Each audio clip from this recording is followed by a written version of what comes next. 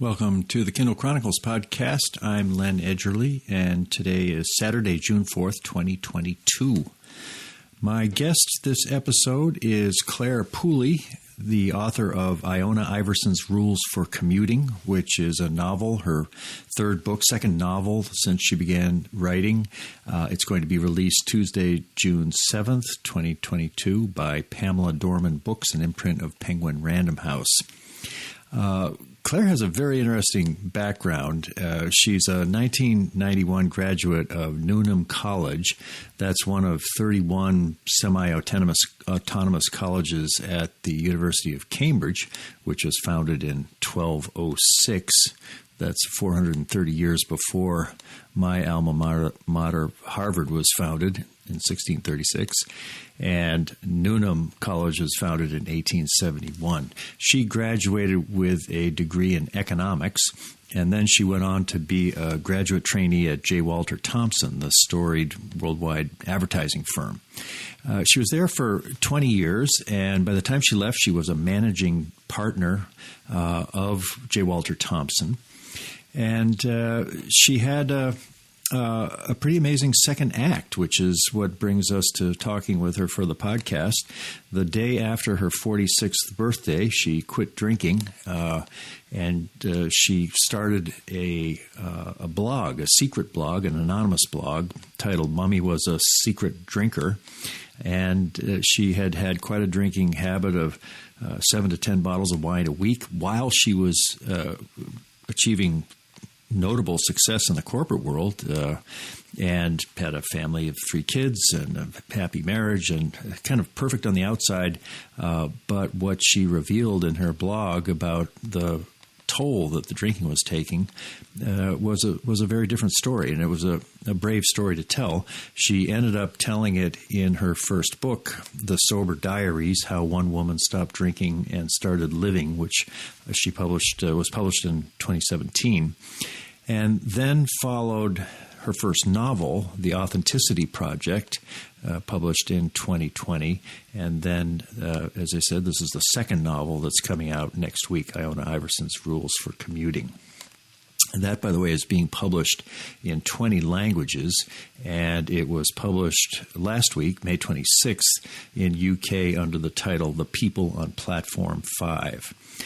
I spoke with Clare 2 days ago by Zoom, reaching her at her home in London, and here's our conversation. Can you hear me okay? I can. Hi. Good.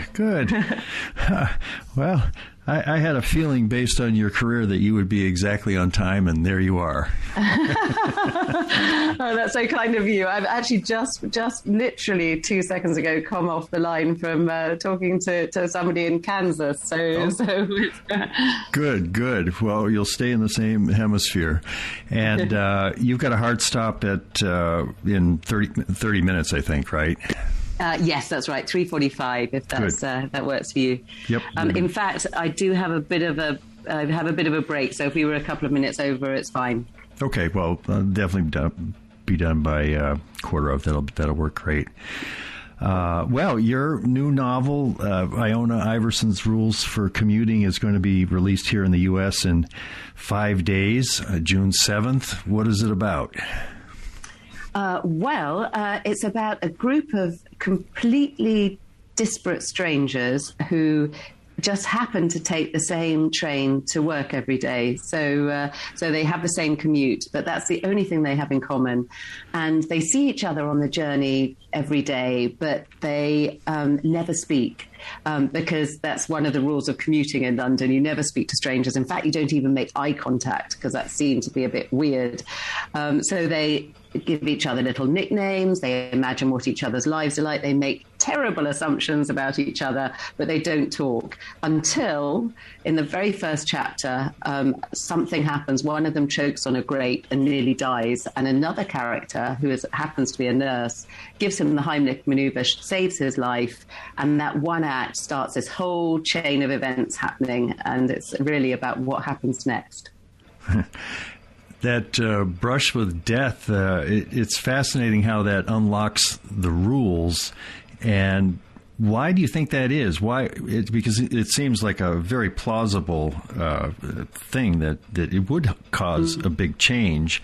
And what do you think is going on there? People, why didn't they just go back to not talking to each other even though they had shared that dramatic experience? Well, they don't all immediately start chatting after that. It takes a while. So it's sort of like one thing leads to another.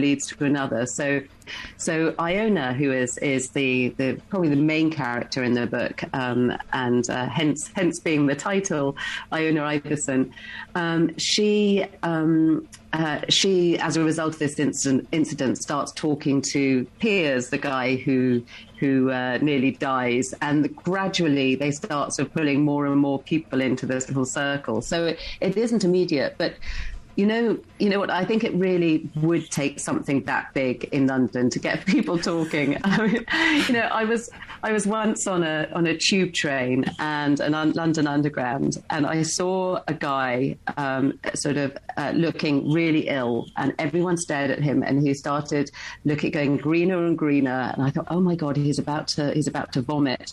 And sure enough, he picked up his briefcase, opened it up, threw up into his briefcase, closed his briefcase again, and got off the train, and nobody said anything. So I figured it has to be something bigger than that to get people talking. So near-death experience was what I landed on. Yeah, not just vomiting into your attaché case. No. I was intrigued because the UK book has a different title, the People on Platform 5, and in the US it's Iona Iverson's Rules for Commuting. And I know that real agony goes on at a publisher as to the title of a book, and I'm curious what assumptions or observations about American readers versus British readers that resulted in those two different titles. Why not just have Iona Iverson's Rules for Commuting in each case, or the reverse? Good question, because we did agonize about the title for a very, very long time. And in fact, the book is being published in a number of different languages, and in almost every country it has a different title. The truth is, I didn't realize until I started writing books that titles and covers are something that the author themselves really isn't in charge of. It's very much down to the publisher who knows their own market and they know their readers. And it was in the US, I think my publisher in the US wanted the focus to be on Iona Iverson herself because she is such a fabulously vibrant character. Whereas I think in the UK, they wanted the book they wanted to focus more on the whole group of people. So it was just as a difference of opinion in terms of what would work best for each market. So there we have two titles. Interesting. Well, the UK version has been out for about a week now. It's got 4.8 out of 5 stars at Amazon.co.uk based on 115 ratings. And one of the reviewers wrote in part, it's a gorgeous read about hope, life, and love, and I'm sure many have said it, but I hope we can all be a little more Iona. And what are the qualities of Iona that you think would draw someone to think, well, I want to be more like Iona? What's her magic formula? I love the fact that people are using already the hashtag Be More Iona, which I think is great. There's a lot about her, really. She's 57, so she's sort of slightly later in life, and she describes herself as an it girl who is now a past it girl, and she bemoans the fact that when men go grey, they gain gravitas, but women become invisible. And she refuses to be invisible. So she dresses really brightly. She doesn't really care what people think about her. At least she pretends not to care what people think about her. And she's absolutely sort of determined to embrace life and to sort of and to have a triumphant sort of second act, and not to be sort of left by the wayside. And And I think those qualities and the fact that she's at heart a really kind person who really cares about her fellow commuters as she gets to know them is what people love about her. But she's very eccentric. She's a real unique individual. I don't think there's anyone else quite like Iona. The other characters, I imagine that as you start a character and you're telling the story, some characters are easier to follow or throw you fewer curveballs. What was the character who surprised you the most in terms of what you thought he or she was going to be like and do, as opposed to the way it ends up in the final story? Oh, I think Piers is the guy that surprises most people the most, because he's the sort of guy we all think we understand. He's a city banker. He obviously earns a lot of money because he's really obsessed with status symbols and dresses really smartly. But he irritates everybody. He talks too loud on the phone. He's a sort of, he manspreads. He's just sort of a bit inconsiderate to his fellow commuters, and nobody likes him very much. In fact, he doesn't even like himself very much. And but in the course of the book, we realised that actually his life is nothing like what we expect. So he's struggling with a big secret, and I don't want to give away any spoilers, but it gradually becomes clear that his life is falling to bits, and actually he ends up being, by the end of the book, he's a very different character from the character he was at the beginning. So he's probably the one that goes through the biggest transformation. Yeah, it's very satisfying to follow. I read your other two books, and it was interesting to see a connecting thread of authenticity, starting out with the Sober Diaries, where you took a big risk to be authentic about your drinking problem and how you overcame it, and then the Authenticity Project, which had this wonderful green notebook that people would write honestly about their lives, and that connected them. And then the people on the train are sort of being authentic, and that's how they connect. Has that been sort of in your awareness of what connects the three books? Is that issue of how to be authentic in life? Yes, it is. I mean, I'm really interested in the difference between people's outsides and their insides.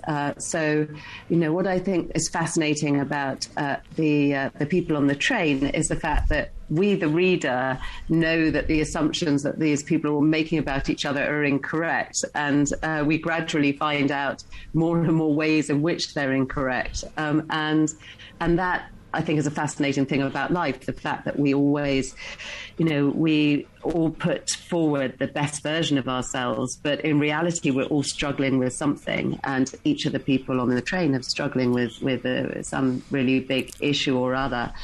And yes, I think that's what all those three books have in common. So the first was me writing about my own struggles and the fact that my life was very different on the inside from the outside. And then I started exploring whether or not that was true for fictional characters too. And writing itself, I've always written as therapy. I started writing a blog when I quit drinking as therapy, and that became a memoir. And then now I explore the issues that are really important to me through fiction, but it's still therapy. It still makes me feel better about the world and about the people in it, the writing process itself. In AA, there's a bit of advice that's fairly common, at least over here, of fake it till you make it. And the idea that as you're entering a sober life, you're trying to be a good husband, good father. You may not feel that inside, but you're with the help of a sponsor, you do it. That seems to be an opposite vector to authenticity, because if you're faking it in order to make it, you're kind of by definition not being authentic. It still seems like a sound strategy in a lot of parts of life, But have you experienced that tension of times when the risk of authenticity maybe needs to be set aside in order to function in the outer world more effectively? Yes, I mean, we British are very, very good at that, aren't we? We talk about the stiff upper lip, and we are taught, particularly men, from a very young age, that you don't show your emotions, you don't wash your dirty laundry in public, you don't cry. All of that is sort of deeply ingrained in the British psyche. And I think the commute is absolutely sort of part of that whole thing. So yes, we are not very good at showing our emotions.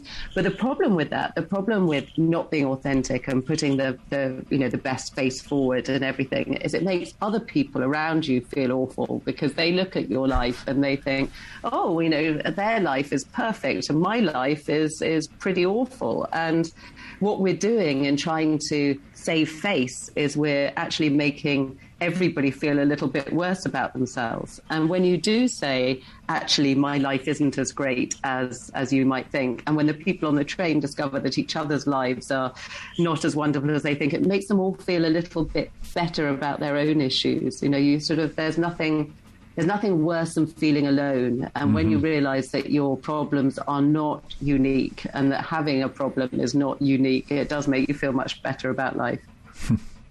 I'm in the middle of my 50th reunion here at Harvard, and I've been at a few events with my class of 1972. And as we're talking, I'm thinking the rules of reunions tend to be to put on the best face. Well, I've got this many grandchildren, and I did all these wonderful things in my career. And the 5 minutes you have talking to somebody over a drink, you don't tend to say, well, I sobered up 37 years ago or whatever. But I wonder if even in that kind of a situation, looking for opportunities to let the facade down could result in at least a more interesting evening of people that you went to college with. Yeah, I mean, I think it does, and I do it myself now. So I highly recommend you try it, because if you have one of those evenings where everybody just talks about their achievements, you'll find that you walk away and everyone walks away feeling a little bit sort of inadequate and a little bit miserable. Whereas when somebody says, how's things going, you say, well, okay, this is going really well, but on the other hand, I've my got wife died. This problem and this problem and this problem, and then they share, encourages other people to share their own issues, and you find that you come away having had a much more enriching and meaningful conversation, and you're probably much more likely to stay in touch with that person too. So I am much more honest now with people, and it doesn't always work. But it's more interesting, definitely. Yeah, for sure. The blog Mummy Was a Secret Drinker, I think you started it in 2015 anonymously and wrote anonymously for a couple of years. And then when the Sober Diaries came out, you wrote that under your own name, and then it was revealed who was writing the blog. What led you to write the blog anonymously? And then when the book came out, what led you to feel like it was the right path just to say who you were? Oh, well, this all comes down to my obsession now with authenticity, and because when I started writing that blog in 2015, I was so ashamed of the situation I ended up in, and I felt really alone. I felt like I was the only person that was struggling with alcohol the way that I was. I felt like I was a terrible mother. I felt like my whole life was in a total rut, and I was too ashamed and too cowardly to talk to friends or relatives or go to AA or any of those very sensible things. But I knew I had to offload somehow, so I started writing the blog really as a form of therapy. But because it was so personal, I was confessing all these things I'd never confessed to anyone, not even myself. I sort of did it under a pseudonym, and I did everything I could to make sure that nobody knew it was me, which meant I didn't promote it at all. But despite that, it sort of ended up going viral, and hundreds of thousands of people around the world found it and found it helpful. And that was why I decided to talk to publishers about it, because I had so many people contact me saying, your story has made me feel less alone, and it's made me feel, it's given me hope that there is life on the other side of addiction, and it would be really helpful for more people if you published it. But it didn't, to start with, you can't really, it's very hard to publish a memoir without doing it publicly, because there's all the promotions and all that sort of thing, and the people want to know who you are. And also, I was fed up with a pseudonym. I was fed up with living this double life where nobody knew who I felt like I was schizophrenic almost. I had two personalities, so it felt to me like it was time to shed the pseudonym and be myself. And it was terrifying. So for the 3 nights before the book was published, I had the same recurring dream. And have you ever had that dream where you're walking down the street and everyone is fully clothed and you're totally naked? No, I haven't, but you're lucky. I can relate to it.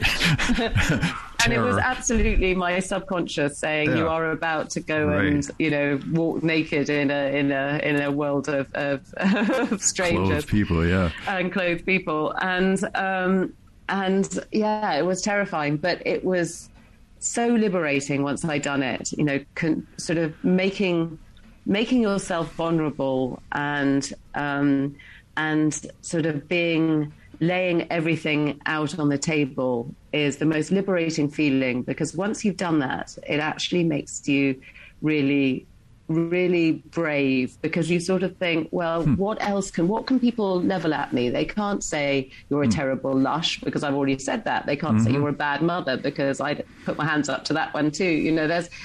I felt like there was nothing people had left to beat me with, because I'd beaten myself up in public, and that was it. And since then, I've been so much more courageous about everything than I ever was before. Well, when you think of the blog and then the book, what's the most gratifying sense you have of how, in general, that helped people? Maybe it's a specific person you heard from that made you say, boy, every risk I took and all the time I spent was worth it, because I can see that this happened as a result of how I shared my life. What's your sense of the deepest payoff of what you did? Oh, I mean, every day I get messages from somebody somewhere in the world who says that reading my story, or in fact the stories of some of the characters I've created, has changed their lives, or the way they look at life, or the way that they understand somebody else. And that's an incredibly, it's a real honor, actually. And I'm just, it makes everything feel worthwhile. I'm deeply grateful for everybody who gets in contact, and it's being able to touch people's lives like that is, as I said, a real honor. Yeah. You had a fascinating career before you became a writer. 20 years at J. Walter Thompson, the storied advertising company, and I sometimes in my own life will say I had a corporate job and I left it because I was able to, and I think, gosh, if I'd stayed there a little longer, maybe I would have risen a little higher. And do you think that if you had sobered up a couple of years sooner and maybe been able to juggle the two lives, you might have been the first female CEO of J. Walter Thompson? And does that road not taken ever at least make you curious or pull on you at all? Yeah, I mean, I do wonder how much more effective I would have been at my job if I hadn't been drinking quite so much. So, I mean, I was lucky, I was very successful, but I mean, I realize now how much more energy and creativity and, everything I have now. I'm sober, so I do wonder about that. But you know what? Writing novels is just the best job ever. I wouldn't switch it for being the CEO of anything. And in fact, my kids say, whenever I say to my kids, look, I'm sorry, I can't do X, Y, or Z because Mummy's working. And they go, Mummy, making up stories is not a proper job. and you know what? They're right. It's not a proper job. It's way better than that. That's right. That's the genius of it. Yeah. Yeah. So yes, I wouldn't swap it. It's a great, it's a great honor to be able to just make up stories for a living. Well, and you're writing feel-good novels, as you've described, and they certainly are. What do you think is this is now your second novel that's probably in that category. It's possible to try to write a feel-good novel that fails somehow. You've got to, it seems like it's a bit of a small target to write a believable, well-told story that lifts the spirit of the reader. And if you were going to coach somebody that was thinking, boy, I'd like to write a feel-good novel, what have you done wrong and what have you learned is essential to writing a book that really can have that kind of an effect on a reader?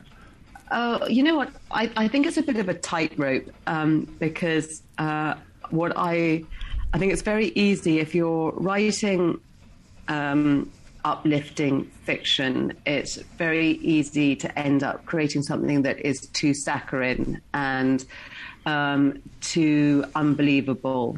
And the truth is you can't have light without shade. You can't have, nothing is uplifting unless you've been through the opposite first. So it's important to me that the stories I write are based on real people with real issues and, who are dealing with really big stuff. Because otherwise, as I said, there's nothing to be uplifted from, if that makes sense. So it is about getting that balance right. You don't want it to be too traumatic because, people are picking it up because they want to be transported and they want to, if they wanted to read a dark thriller, they would have chosen a dark thriller. But at the same time, you don't want to leave people feeling like it was all too easy, too sweet, too sickly. Yeah.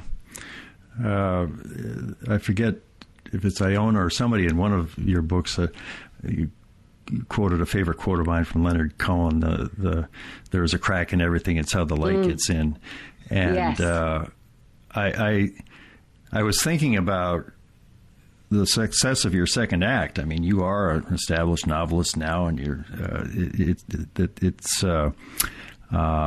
there's a new normal and a new set of things that are working. Are you kind of scanning for the next crack that some part of you that wants to write a gritty, challenging novel or a play? Or at what point in enjoying this kind of success do you sort of allow yourself to feel a crack that might be pulling you somewhere else? Oh, the funny thing, when I quit drinking, I realized that for a long time I lost contact with my gut instinct. I think I spent a long time, when you mask all your feelings with alcohol, you get out of the habit of sort of, being able to connect with yourself, really. And what I've realized since then is that actually if you just follow your passions, then the opportunities tend to present themselves. So I never thought I would necessarily end up here. It's just one thing led to another. So the blog led to a memoir, the memoir led to fiction, the fiction led to more fiction.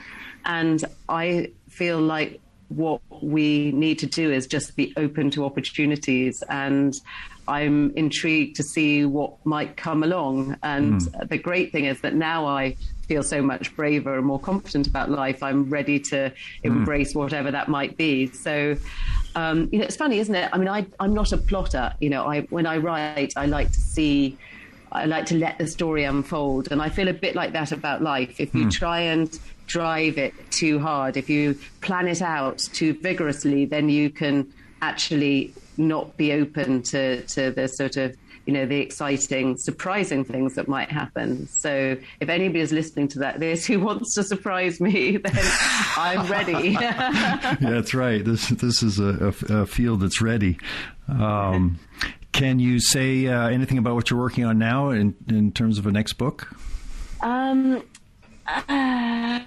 Probably, I'm not sure I can, because I'm at that stage. I haven't actually started putting anything down on paper. I always like to let a story evolve in my head for quite some time before I start pinning it down. Because again, I feel like once I start pinning it down, then I'm limiting it somehow. So at the moment, it's all coming together, but if I start talking about it or writing it down, I worry I'm going to jinx it. So sorry. No, let's not jinx it.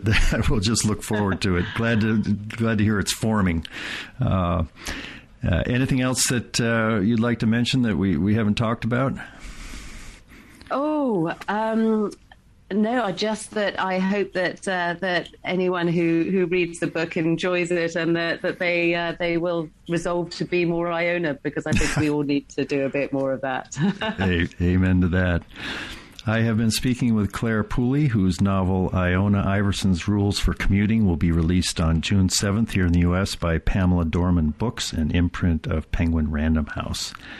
That's great. Thanks, Claire. Good luck with the book. I loved all three of them. So your second act is very compelling. Thank you. And enjoy the rest of your reunion. Yes, and remember to be honest. I will. I'm going to take some risks. And if it turns out poorly, I'm going to I'll relay you through Heather. Say, hey, that didn't work.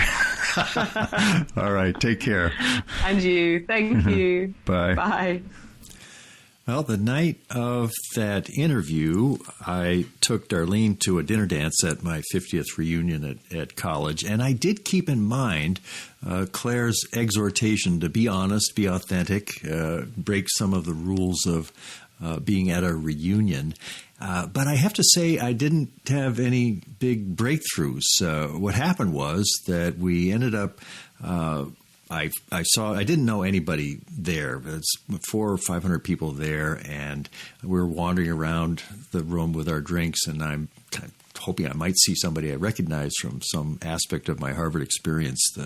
And then the only person that we ran into that I did know was from my high school, a guy that I'd known in my high school, good guy, and his wife was there. So we chatted, and then it was time to drift toward a table and go through the buffet line. So we ended up spending the whole evening up until the music was about to start with this other couple. Now, this friend of mine is a fascinating guy. He's had a career doing research and writing books, but it's kind of a one-way conversation. He had lots to say about what he was doing, and I'm a good question asker, and so it kind of kept the conversation going. And in the back of my mind, I'm thinking, what can I say that's authentic here that would take a risk and sort of do my homework that I'd gotten from Clare Pooley. And I never actually came up with anything. And by the time I got done, I had just run out of patience. I'm not sure what it was. And the only way I could figure to get out of it was to look at Darlene and say, hey, it's getting a little late. We've got to get home. And we left a little after 9 o'clock and said our goodbyes and walked off across Harvard Yard to get an Uber home. And as we were in Harvard Yard, we heard the music starting, and it sounded like it was a DJ who was going to be playing a lot of old favorite songs from the 60s. Yeah, we might have gone back, but at that point we both thought it'd be good to get a good night's sleep. As I was thinking about it and wondering, well, now how could have I played that more authentically? I could imagine after learning a lot about what my friend had been talking about, I might have said, well, you know, I've really enjoyed hearing about all this. What would you like to know about what I've been doing for the last 50 years? or something that wasn't kind of confrontational, but that maybe made the point that it was time for me to share a little bit of my story. I'm not sure. But and then the next day, I ran into a guy while we were waiting to march into the Tercentenary Theater for the alumni event, and the class of 50 marched in. And there was a guy I knew from the Harvard Crimson, and I spoke with him. And I think I took some risks with him. I was a little more authentic with him than I would normally be. And as a result, I've got his email, and I think we will follow up, as Claire said, would be the case if you risk the rules of the reunion and tried being a little authentic. I really enjoyed that aspect of talking with her because she's clearly lived a transition in her life, which has resulted in her being braver about sharing things of her own life. I mean, her characters do that in the novels, and she did that in spades with her memoir. And as she said, it was kind of terrifying to imagine what it was going to be like 3 days before that book was published. And I think that's inspiring. And I love the idea that when I take a risk with anybody, sometimes when I'm doing the podcast or the morning journal, but just talking to family and friends, that it lets something down that maybe I'm carrying that I'm thinking is a secret. So there's a sort of a lightening of the burden. And then when it turns out okay, which it usually does, not always, there's a sense of courage, of bravery. It reminds me of something I remember hearing or reading, that Eleanor Roosevelt had a motto of doing one thing she was afraid of every day. And for a while I was doing that in Denver, I remember. And there was a payoff, because every time I did something that I was afraid of, I did feel a little bolder. I felt a little braver to do things. I also liked it when she said she's not a plotter. Now, that's a term I've heard in a couple of conversations with authors. There's frequently people divide authors into pantsers and plotters. And pantsers are people that sort of develop their story by the seat of their pants. They don't really have an idea. They might have a character or a setting, and then they just sort of let the story unfold. And a plotter is someone who knows exactly what's going to happen throughout the whole book.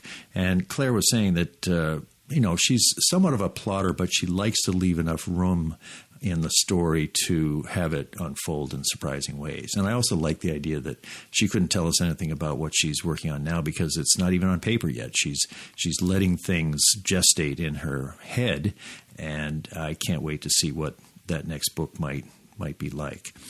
I enjoyed all three of her books. They're very different. Of course, the memoir is a very different kind of a book than the two novels. And the feel-good novels made me feel good. I enjoyed reading them. I was always eager to pick up the story of both of them on my Kindle. And it's not a reach to call them feel-good novels, because they're stories which, as she says, not everything's roses, and her characters do have real-life struggles, and they help each other get through them. And that's pretty satisfying and pretty inspiring. I have another interview coming up this month, I think in a couple of weeks, with an author. And then in July, I'm pinning down a date with Dean Koontz. So it's going to be authors coming up for the next few episodes of the podcast. My morning journal is continuing. In September of this year, it'll be 3 years since I started that weekly or daily audio journal that I do each weekday now, 5 days a week, a 5-minute reflection at the start of the day. I usually have it posted by 8 a.m. Eastern Time. And if you'd like to follow along, it's pretty easy to get your Alexa devices bringing it to you. All you have to do for a one-time setup is to say, Alexa, enable morning journal. And then each morning you simply say, Alexa, flash, and then it'll say, Len Edgerly's Morning Journal, here's the latest episode. If you've got other flash briefings, they'll be in the mix too. And if you want to just do the Morning Journal, you might have to trim and manage your flash briefings, so that's the only one. I've got family and friends following. I think it's about 50 people are unique visitors each week, and it's fun. It's a form of meditation, really. I get up in the morning and I think, what am I going to talk about on the Morning Journal? And then by the time I've come up here to my lab and I've done some sitting and I've reflected on the previous day or something I've read, I get myself kind of oriented by sharing with the Morning Journal audience something that's on my mind and hopefully is helpful. And I love hearing from those of you listening, too. You can always send me a message at podchronicles@gmail.com. That's it for this week. Darlene's been up in Maine for a couple of days. She's coming home tonight, so I hope to get this up on the internets before she arrives. And then we've got another day left on the weekend. I'll be heading up to Maine. We'll both be heading up to Maine, I think, Friday of this week to spend the summer in Ocean Park. So probably the next episode will come from Ocean Park, and there may be a chance to do an opening with the sound of the Atlantic. Not as much surf sounds in the Gulf when we were down in Florida, but that's one of the beauties of being in Maine is there's always some surf. Thanks for listening. Hope you have a great day.